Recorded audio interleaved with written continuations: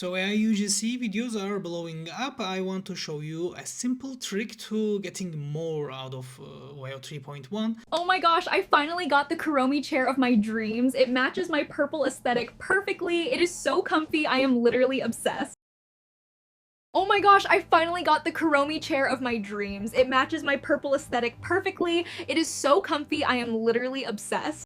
So you might have already noticed what's the difference. The second version just has more of a personality, there is more movement, there's more mimics, and like there is hand gestures, there is you can understand more like emotionality, and there is more realness in the way she is presenting the product. Even though she is overly excited and too much for me, I'm guessing the audience of this product would love her. There's also another video here that I didn't show you because it glitches out, but that's what you're gonna get with WoW 3.1 right now. There are some glitches, you just need to regenerate and regenerate.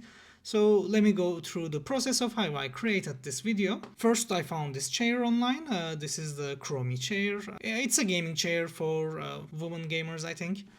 Then I found this woman in Pinterest. She is purple, so I chose her. She didn't have her face available, which is great because we couldn't use her real likeness. I went ahead and generated a face for her in AI. But first I went to AI Studio and gave this prompt, like comment down below and I'll paste this or screenshot it.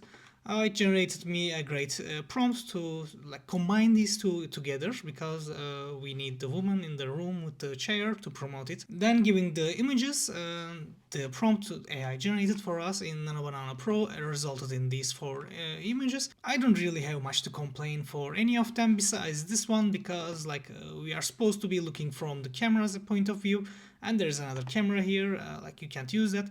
But the other three doesn't have any obvious glaring issues in my eyes, so you can use whichever you want. I went with the crossed leg one, this one. Then I went again to the AI Studio. Then this is the real tricky part.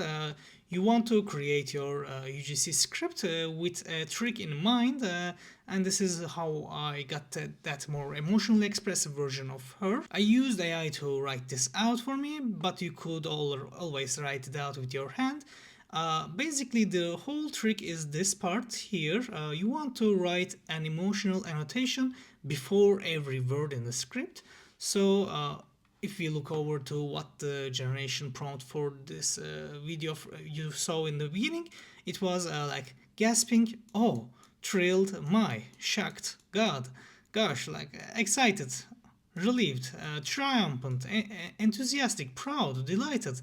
Like you have all of these emotional annotations that guide the video generation in a certain way that makes her more expressive with her hands, with her face, with her eyes, with her body. Maybe they weren't obvious in this example, in this video, but it actually makes the model act a lot more human and like touch the object and move around the object, showcase the object even better. But this method works, and like you must always keep in mind to give emotional annotations in your script, even though it's not before every word like I did here.